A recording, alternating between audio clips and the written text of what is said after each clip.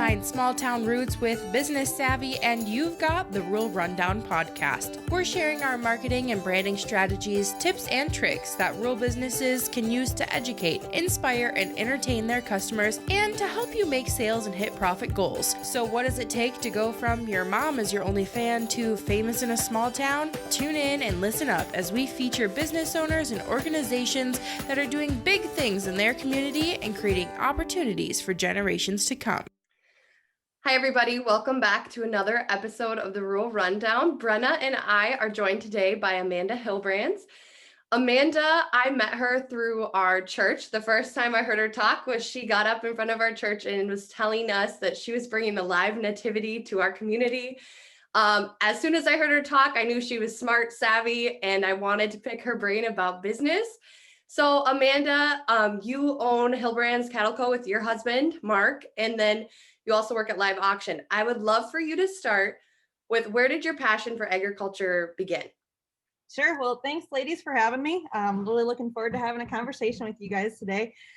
My passion for agriculture, I'm saying I was probably born with it. My mom will joke, and we've had cattle for years, that even when I was 3, 4, they had a heifer that had gotten dropped off that wasn't probably the friendliest, and I'd wandered off and grabbed a halter out of the barn, and I had her pinned in the corner, and I was going to put a halter on her.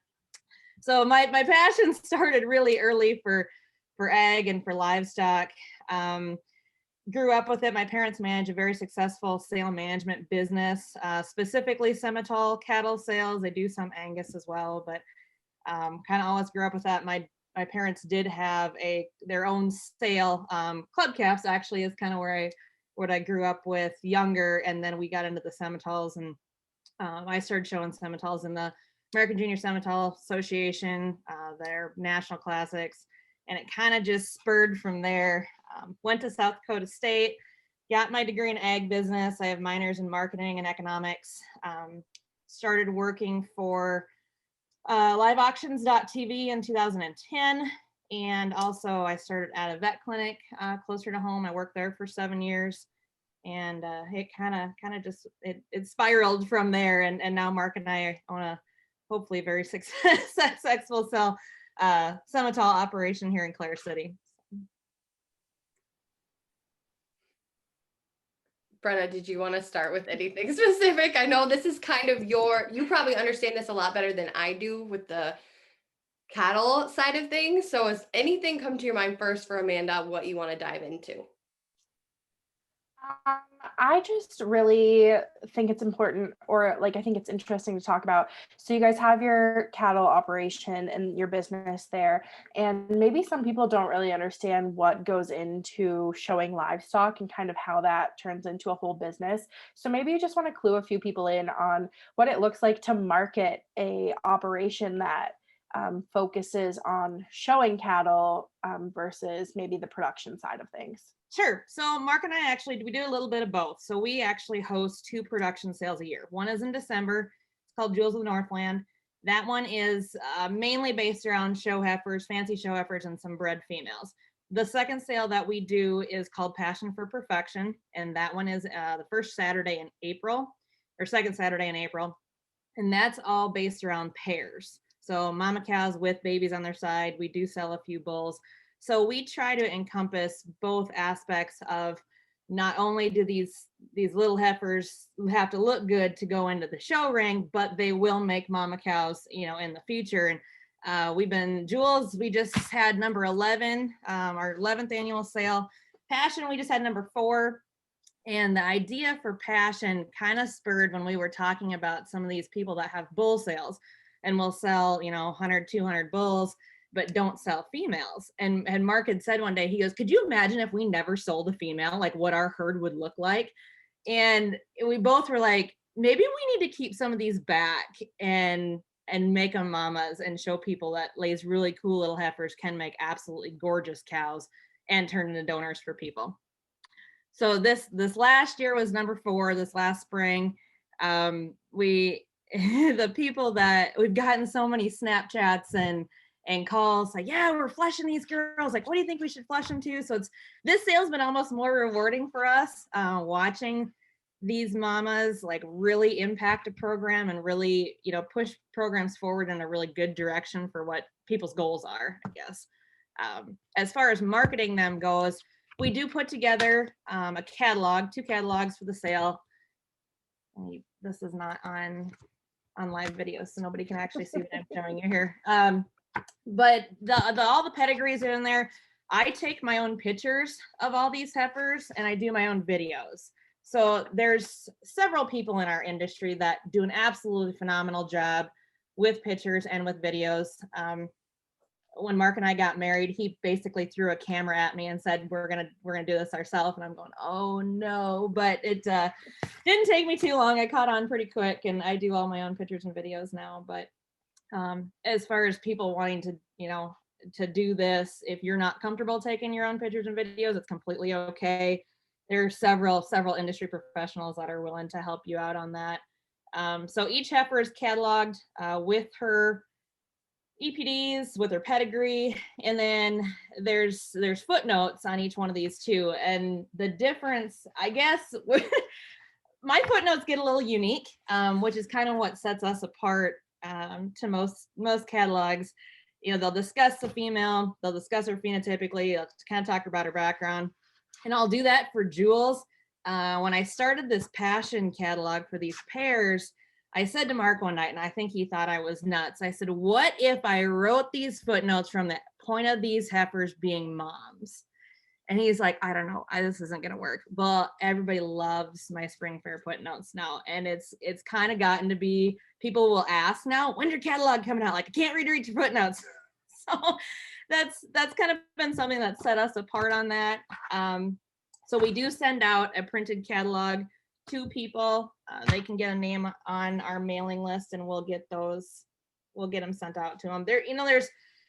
We post a catalog online on both our website, and then we do utilize my parents' business for sale management. Everything gets posted on their website as well. But there's still a lot of people that like to sit down in their easy chair at night and open up a physical catalog.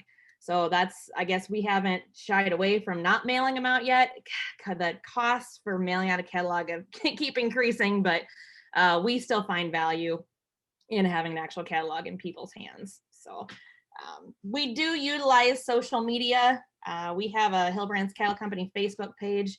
We're just short of 3,000 followers on that. So that's kind of been exciting to build. I like managing that. Facebook's frustrating as heck some days to figure out what it likes and what it doesn't as far as what people sees, but that's been really beneficial for us. And then I guess on the Facebook end of it, sharing to specific cattle groups too.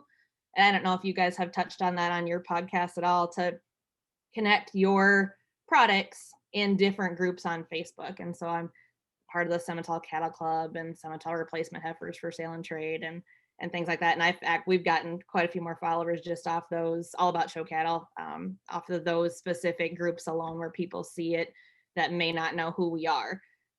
And we had quite a few, this past spring sale, we actually had sold some heifers up to Canada, and the one operation had found us through one of those groups. So that was kind of neat. Something completely different this year. That's really cool. I have a question that when you said just this past couple sentences, what is your reach of where your customers are? How far out do you go? What does that look like? Well, we're coast to coast. We send quite a few heifers to Texas, actually. Sent a few to Washington, Idaho last year. Maine is the farthest east that we've sent them out to. But then this last spring was the first time that we'd sent cattle to Canada. So we had 7 different, there's 4 different provinces that actually registered for bidder numbers. And then we had sent 3 head up there this year, which was completely different for us, but very, very cool that we'd caught our neighbors to the north's attention as well. But that was all off social media and all off Facebook. So it's just a matter of getting the content out there, which when we're super busy, it's harder to do, to remind yourself that you need to, but it seems like the more content you can push out to your people, the more they see it, I guess, on Facebook is what I've found. So. I have another question for you. You brought up groups, which we have not talked about here before, but I think there is a lot of great possibility for businesses, for people. What do you do in those groups that you think has worked or like shown your business who you guys are in a good way to kind of get those new customers? Sure. I will, and I don't post specifically in those groups. What mainly I do is I will share the Hilbrands Cattle Company post to those groups. If you have time to interact in those groups specifically, I'm sure that's very beneficial. I don't. So it's easiest for us if I can create one really nice organic post on our Facebook page and then share it. Mainly because I'm an analytic nerd and I like to see exactly how many people have seen the posts. Mhm. So and those my organic posts, I think Facebook likes a lot of videos. So what I'll do is when I get the videos edited of specific heifers, I will cut it down, and mainly because Instagram and Snapchat only lets you do like a minute or 30 seconds. And I'll cut like the best 30 seconds out of that video. My videos are longer than most industry professionals. A lot of them are 30 seconds based around that range. I like to go a minute and a half, almost 2 minutes on some heifers. I think if they're giving it to you in the picture pen, I mean, you need to let your customers see it. And we've had a lot of positive feedback about the longer length of videos, especially when a lot of these heifers are getting bought offline and they're sight unseen. But yeah, no, that's just sharing those videos into those groups. It seems to have really, really pushed the followers, I guess, to our page. There's like 100 directions I want to go with this conversation, and I can't pick just one because I'm so interested in focusing on the maternal traits. I was just having this conversation the other day with somebody that I think in our industry, we don't focus on those maternal traits as much as we should. And that's just like my personal opinion, because that's where I, like, first of all, girl power. But second of all, like you said, there's a lot of people out there doing bull sales, but sometimes we're just breeding these bulls onto these brood cows rather than focusing on the maternal side of things and what they can give back to us later, years down the road. The other thing that I want to like touch on and I'm interested in is obviously like this transition from a lot of people doing pasture sales and private treaty sales to now selling online. So obviously it opens you up to a much broader audience than you would have if everything was, come see it on site and this is, what you've got. How has that changed the landscape for you guys to do online sales? And like you said, you kind of have a different approach than other people do. What is your thought process behind that, or what is your kind of action plan when you are gearing up for these sales? Sure. So there's a couple different types of what you consider online sales. What we do specifically, what we always have done, is we have a physical sale in person. So everybody's welcome to the farm that day. What we started 11 years ago with Jules, we've never ran the cattle through a ring. That's something that most of these bull sales will do. Some of the female sales will do is they'll run every animal through the ring. We set up TVs in here. And we started that because it's colder than heck in December in Minnesota.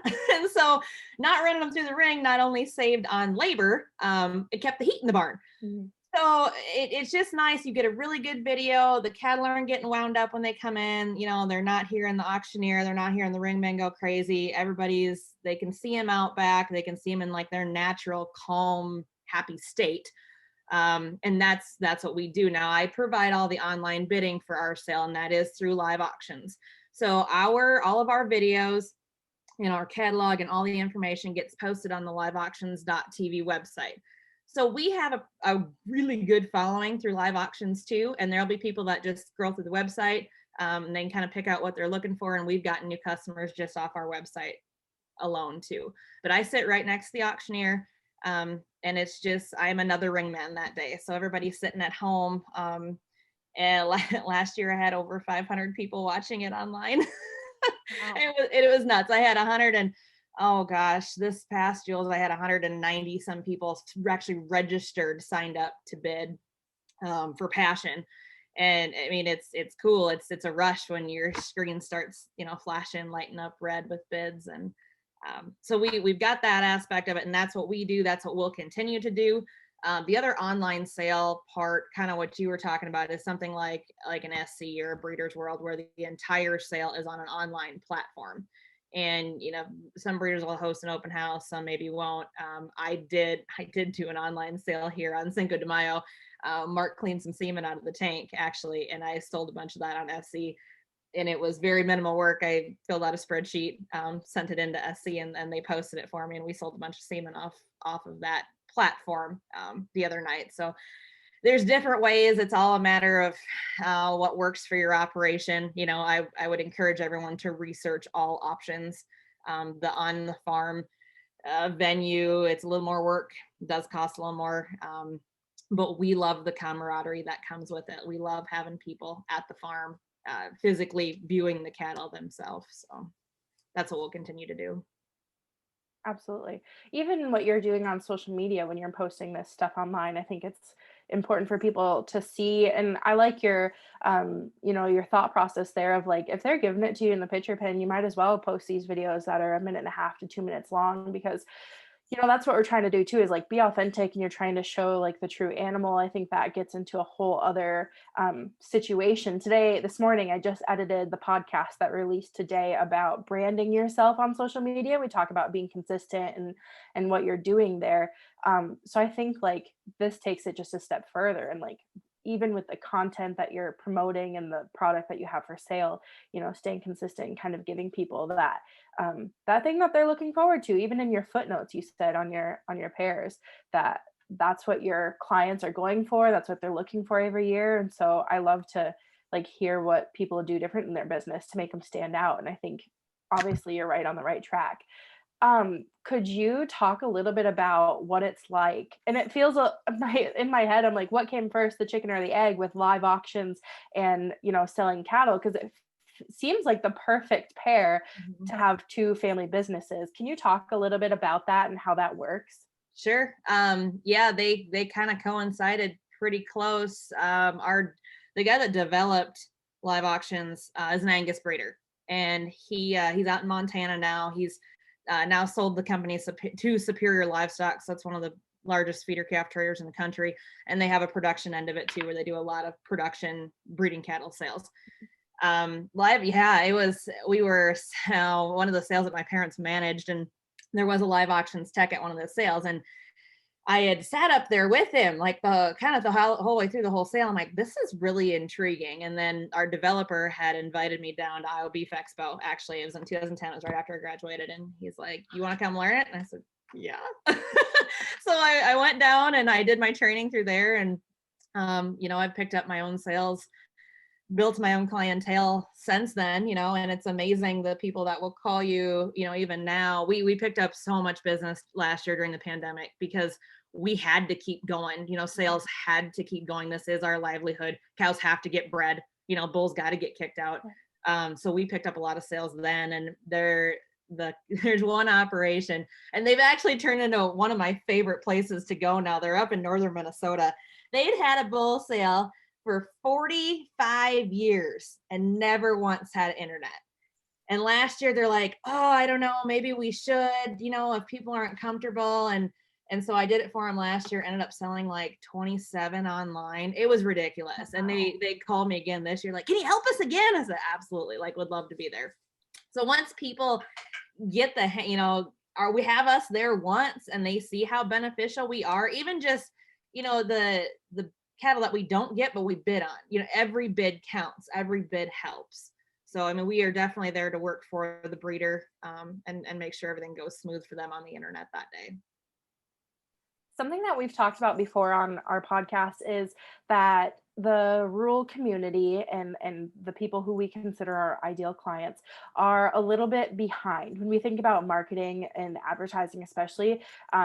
Oli, my boyfriend, and I, we always kind of guess like about 10 years behind. So when you talk about sending out a print catalog and then also doing sales online, it's kind of like mixing the new with the old. And like you said, these people that are transitioning now and adding on the online piece of it. When do you think, or do you see that there will ever be a time where maybe you don't do print catalogs anymore and that gets phased out? Or is it something that will always kind of be a staple piece of marketing? Yeah, there's people that are actually already doing it. There are operations that are already not mailing catalogs out, and I don't know if it helps or if it hurts them at that point. They're not doing it to save money, is the biggest thing. I don't know if I 100% agree with it.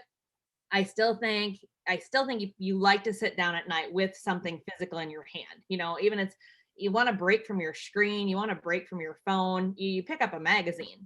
People are still sending magazines out. You pick up and flip through that.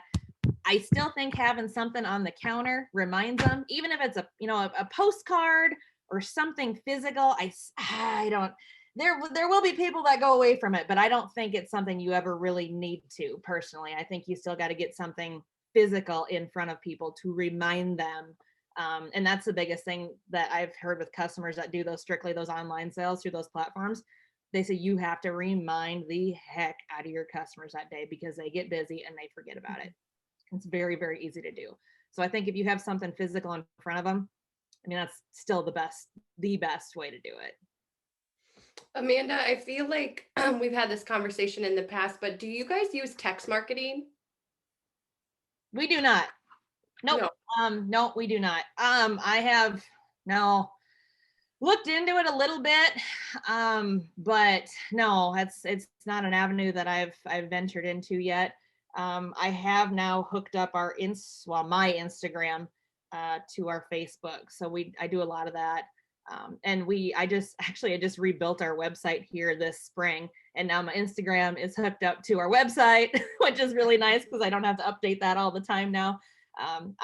We used to have 10 years ago, there was a platform where dang near every breeder in the country had their website on this specific website, and it was all linked, and it was great until the breeder that had kind of built it sold it, and then it kind of lost its luster a little bit. Well, I was just sick of paying for it, and it was kind of expensive, and I got kind of frustrated this spring, and I said, screw it, I'm build my own website. So I did. And it's been really handy now. It's been updated a heck of a lot more. I think our customers appreciate that too. But I was able to link my Instagram to it. So all the fun pictures that Instagram's for now show up on our website, which is kind of neat. So I've been doing a little more of that. But no, to answer your question, I do not do a Snap a lot.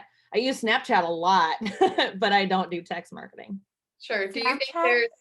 Oh, go ahead, Bren. No, I just think Snapchat is so interesting to me because I've fallen off from using it, but I've noticed all of my cattle friends still stay there and they use that a lot. And to me, that's it's great that it works, use everything you can, but it's funny that Snapchat has become a marketing tool at this point. It's so instant, and we'll be out somewhere, whatever, and you can snap a pic of a calf and send it out and everybody knows about it. It's instant. It's so real time.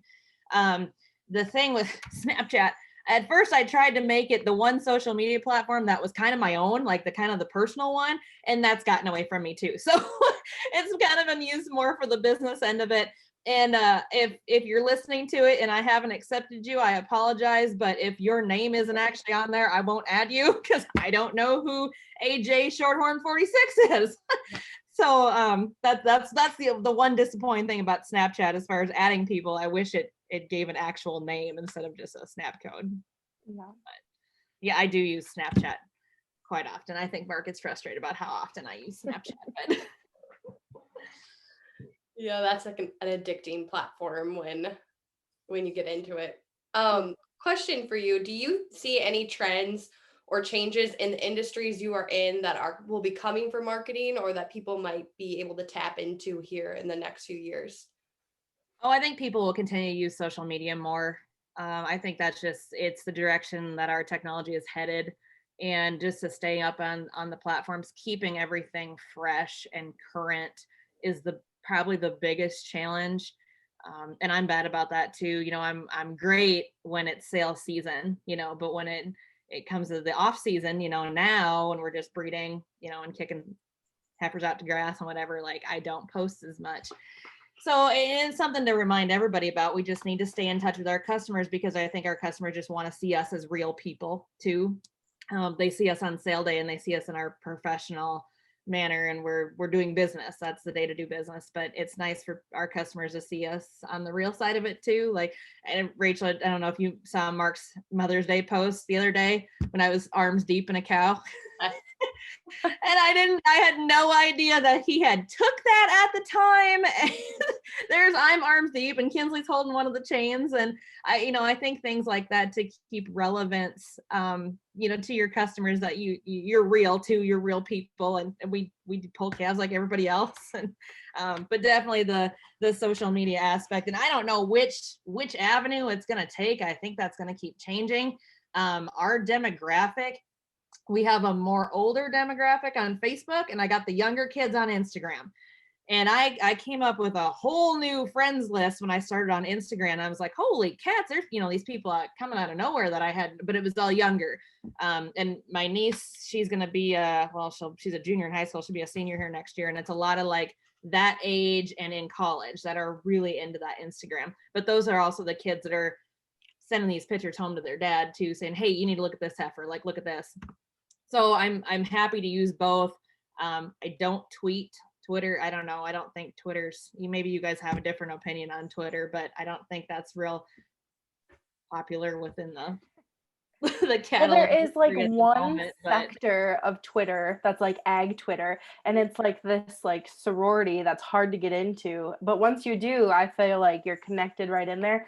But I don't use Twitter either. Same thing where it's like, I don't know. I don't find a lot of return on it. And I feel like in social media, that's where what helps you keep going. Cause like you said, when you started, like it's easy to forget about it. And it's easy to be like, man, like I don't have the time. But if you get return out of it, like you said, you got these kids sending pictures home to their parents or somebody saying that they found you on social media. That's the return where it keeps you going. Yeah.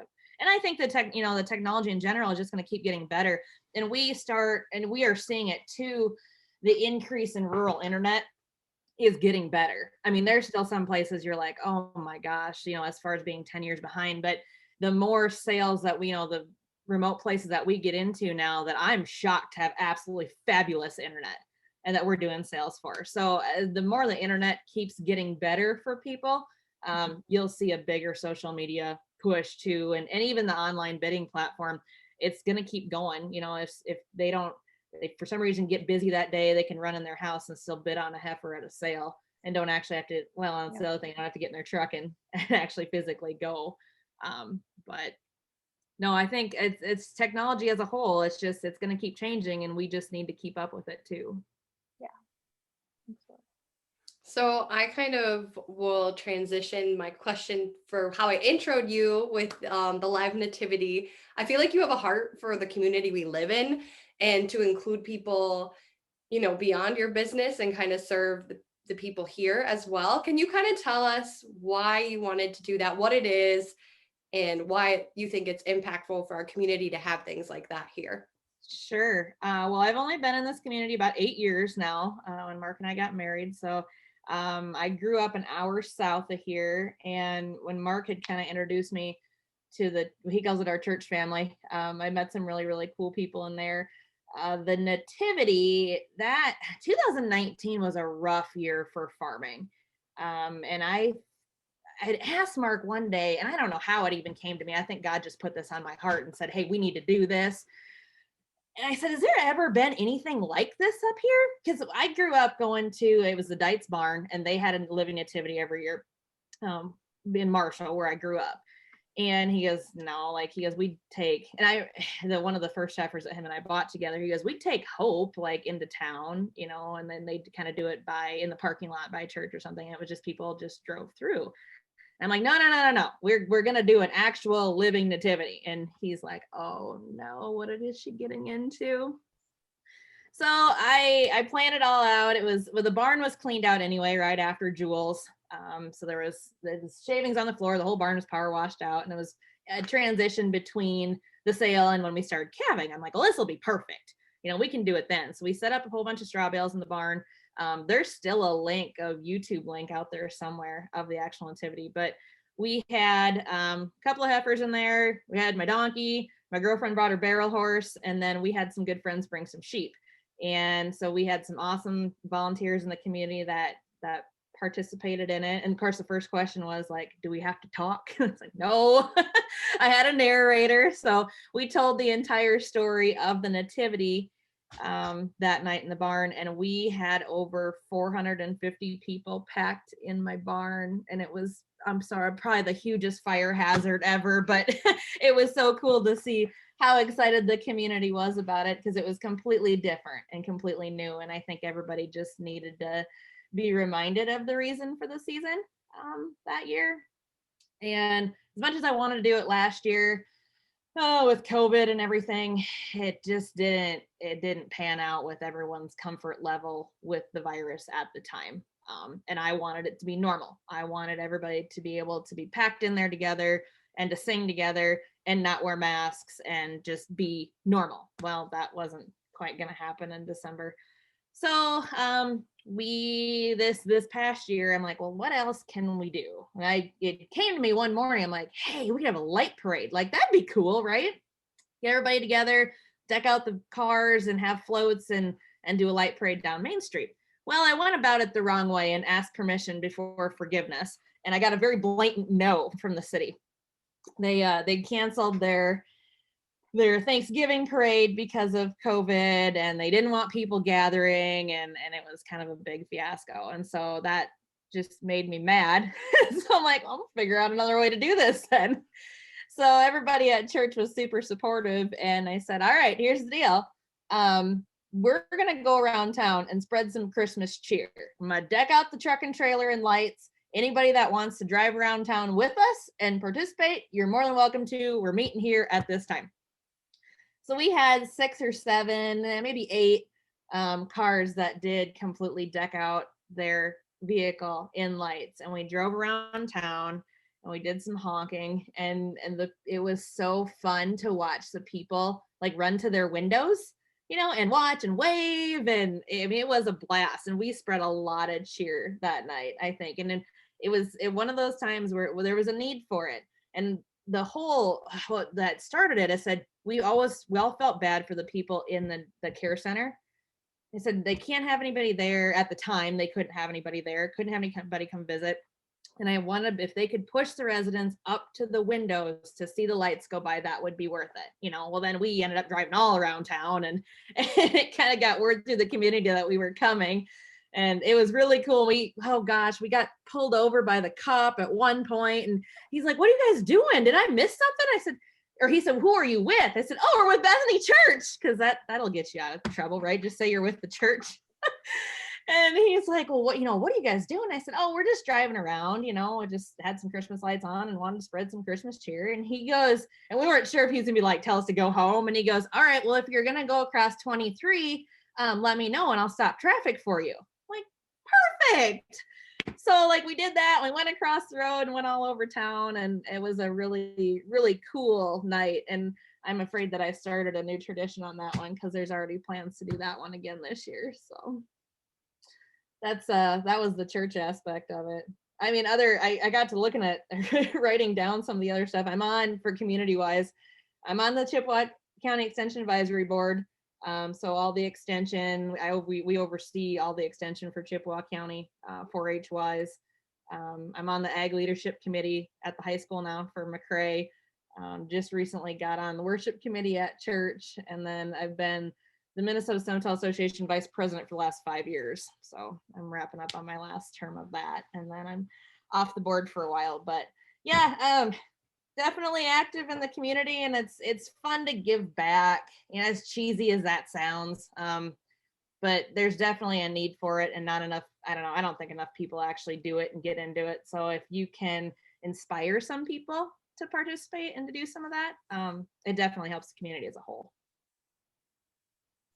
I love the community aspect of it, because like you said, you live in the community, you have kids that go to school in the community, and so just being an active member. And I think it's something that rural communities, and especially business owners in rural communities, are really good at, is giving back and getting back to it. And I think we've talked about before, having a business in rural areas really just increases the quality of life for everybody living in the rural area. So it's always interesting to talk to different business owners and and see what their life is like and how it differs being in rural places versus, bigger cities. Oh, I definitely think there's a tighter community feeling, in the rural aspect of it. And even our church, Rachel, I think you'll agree, we're a very tight family in church. And we do a lot of things to support each other and do some really cool things for the community. And it's a pretty fun organization to be in anyway. For sure. Thanks for sharing that. Do you think, do you have some final tips for people when they're thinking about, marketing their egg business? Do you have any good starter places if they've never really tapped into social media before? What would you tell them to start with? I would say the first thing to do is to create a business page for your farm. That would be where I would start. Based off your personal page, create your own farm's business page and get that out to all of your friends. You'd be surprised how many people will share that for you. And it's nice to see. And then start posting, start showing daily life around your farm. As far as the actual production of, cattle sales and everything, there's several platforms you can go with. If you want to do the online aspect, there's several of those you can contact. It's nothing to hire a professional sale management company to come into if you wanted to do a full-fledged production sale. That's probably the best place to start, is with a sale management company, because they can provide you all of the avenues as far as graphic design, as far as getting your catalog taken care of, as far as getting together a mailing list, getting the catalog sent out, helping market that way. That's probably one of the best places to go. So it sounds like you do all of your own marketing, and we talked about social media and stuff like that, but then it looks like your sale catalog is EDJE, right? Isn't that what that is?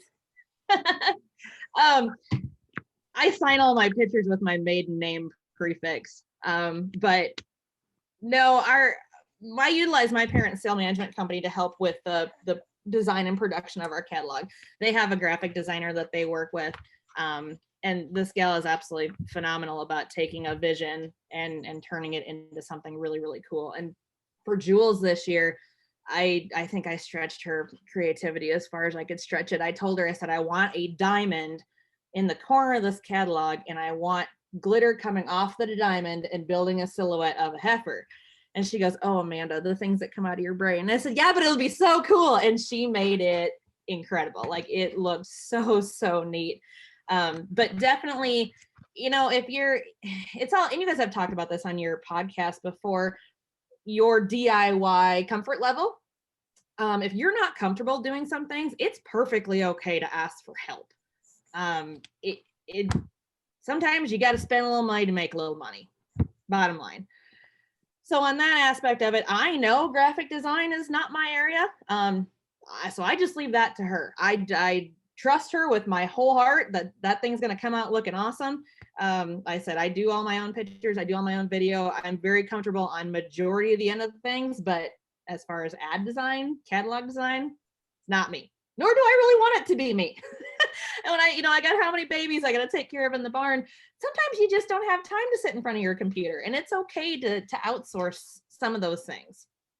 So, as soon as get a comfort level of what you're okay with, and you can go from there. But I said, don't try to push it if it's something that it's really not your gift. You get into it and you're so frustrated you can't hardly see straight. Maybe you need to hire it out, and that's 100% okay. That's funny. I've never heard that. You get so frustrated you can't see straight, but I'm stuck on it. That's so funny. Oh my god. It's true though. You knew what I was talking about. Yeah, I do. I definitely do. Amanda, one of the last things I wanted to ask you is, you sound like you wear a lot of hats. I mean, you're involved in the community, you have the businesses that you work for and you run. I'm not going to ask you how you do it all, but how do you kind of make this work in your life? Because you live a different life where you live in your business on your farm with your husband. You guys are working all the time, but you're also living your life. What does that look like? Oh man, some days are better than others. No, I think once I finally realized that there is no such thing as a work-life balance. Things got a heck of a lot easier. And I think, and I don't remember who this was, I want to say it was J.K. Rowling when they were interviewing her. And they said, how do you balance it? She goes, I don't balance it, but I'm juggling a lot of balls. And some balls are made of glass and some balls are made of plastic. And you got to decide which balls are glass, and which, when you drop them, which will bounce and which will shatter. So that's definitely helped me manage a lot of things, especially with having a 6-year-old too now. It has wacky sock day at school. Is that a glass ball or a plastic ball? If I happen to forget to put wacky socks on her that day, or is giving donor shots in the morning a glass ball or a plastic ball? That's sure as heck a glass ball, because you can't forget that, Right. So it's just a matter, it's a prioritization. Some things don't, you can get what you get done in a day, and that's all you can do. Do we work a lot of hours out here into the late at the night? Yeah. And it's hard because you see things all the time. When you're constantly in your work situation, when you live here, you're constantly seeing other things that can be done. And there's some nights you just have to be like, you know what, I'll do it tomorrow. We're going to the house. We're going to make some burgers. We're going to have a family night and just relax. Like, you have to make time for yourself to do that too. Mark and I go really, really, really hard 9 months out of the year. And then, now we're breeding heifers now, but kind of that June, July, first part of August, we can kind of relax a little bit. We can go to the lake, but then once you hit into August through, basically May, I mean, you're busting your butt. So you do cherish those few months that you have off. But yeah, that's how I do it. We juggle a lot of balls, and you hope you don't drop the glass ones. That's such a good analogy and way to look at it. So and it's all about time management, like you said, and figuring out which ones will bounce and which ones will shatter. I definitely need to figure that out. Same. Brenna, do you have any last questions for Amanda?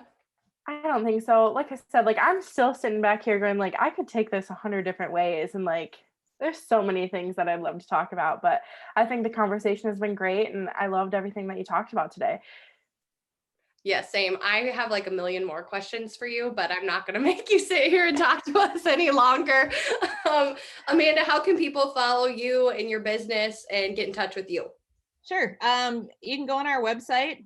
So it's hilbcattleco.com, or you can find us on social media. On Facebook, it's Hilbrands Cattle Company, or my personal one is Amanda Eberspacher Hilbrands. On Instagram, you know what? Don't even know what my handle is on there. Something similar.